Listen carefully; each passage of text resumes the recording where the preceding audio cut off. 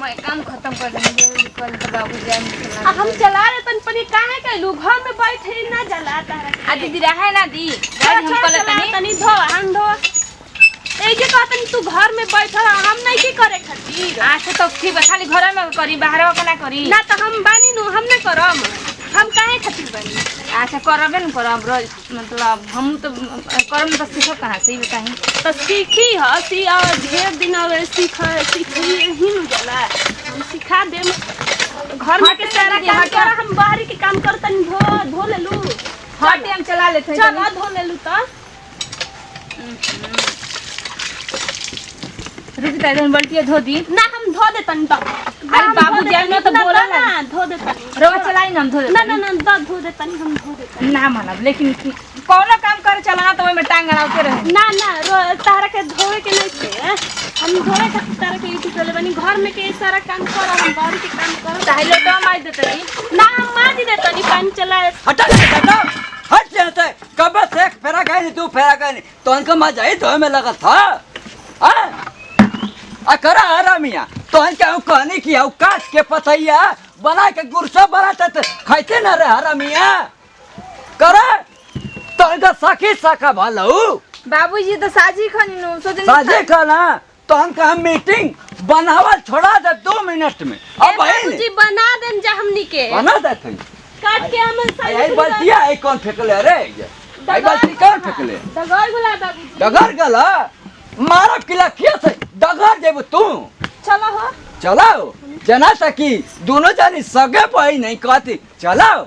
ते बाबूजी घर में आइल बई तो बहिने नु बाड़ी तो बहन आई तो हट यहाँ से बहन आई तो आई बना के तो इनका करेजा तोरे माई के करेजा पलट जाता उलट जाता बना के दे देन जा खा घूंघट कर ले तो तोरा घूंघटा से फाड़ दे सड़िया उड़िया कुले जा बुखार कर दे तोरे सड़िया में जय बाबूजी तो छोटकी के काहे के बोला तनी हमरा के बोली ना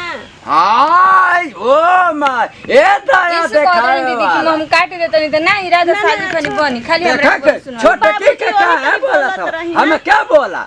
आग लग जाता काहे बहनियों के बोलत है ए रानिया ए पारो बाबा का भीड़ लग रही भीड़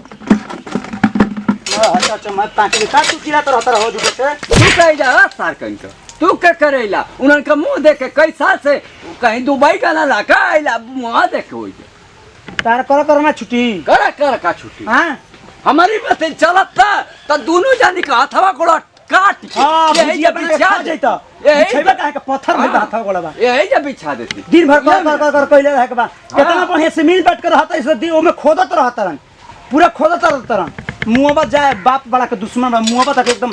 कीड़ा पड़ गया तब पता चली तहरा एकरा का कहे नहीं कि नत बोल इतना बाप रे बाप है इतना बाप होकर चाहिए भले कितना बढ़िया से रहता तब आँखी में एकदम एथी भई रहता करीखा पोताई रहता है बुझाता कि कजरावटा भइल बैंक दी चला दी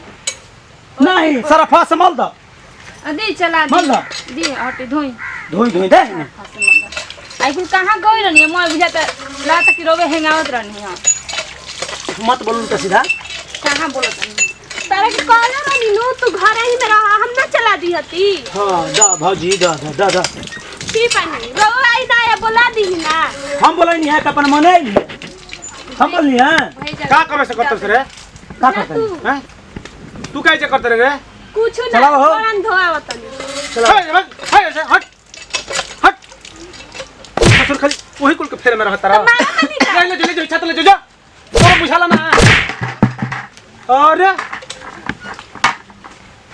देख तो ढेर तोर मानवा बढ़ल बन तो कुल तोर मानवा भुलवा देब वही है ढेर तो जगह में कइले बड़े बता वही कह से फुसुर मार ओने बरखा पड़त देखने के तनखी अपन के दिमाग में बा हैं ओई देखो धीरे से बतियावत ठीक बा बाबू ठीक बा जे झोका में धरा आजी बते सब तोरा के बताई भागल फिरे करे कुछ कहले करे ओके हां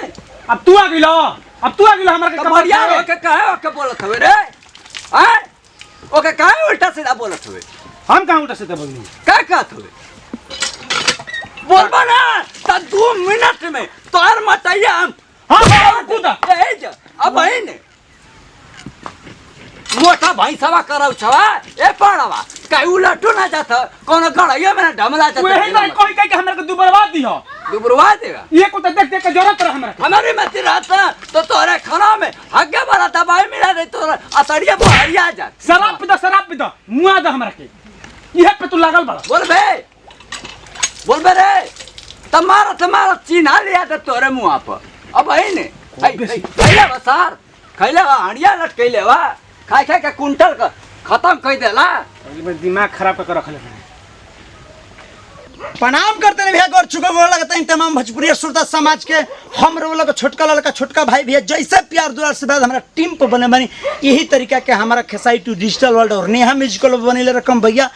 आई हमने के भैया एगो परिवार में कौना तरीका को हो रहा वही पे वीडियो बने बन जा तो कमेंट में बताए हमने कि ये कॉमेडी इंटरटेनमेंट फनी वीडियो बा और वैसे प्यार दुलार आशीर्वाद बने रकम भैया हम तो कहो कि दोनों बहन जैसे मिल व्यवहार के ये वीडियो में वहाँ सब के रहनी है तो हम कहो कि जे भी अगर दो परिवार हो यही तरह मिल व्यवहार कर रही और यही तरह प्यार और संबंध अपन बने रहे ताकि पूरा परिवार एक साथ हर समय तक चल पाए भैया ज़्यादा बोल तो माफी चाहते नहीं एक जैसे दी जब विदाई फिर से अगले वीडियो मिल जाए जय जवान जय किसान भोजपुरी हमारा 10 किसान कोना कोना पहुँचा होगा तन के भोजपुरी प्रणाम नमस्कार लव यू ऑल फैंस।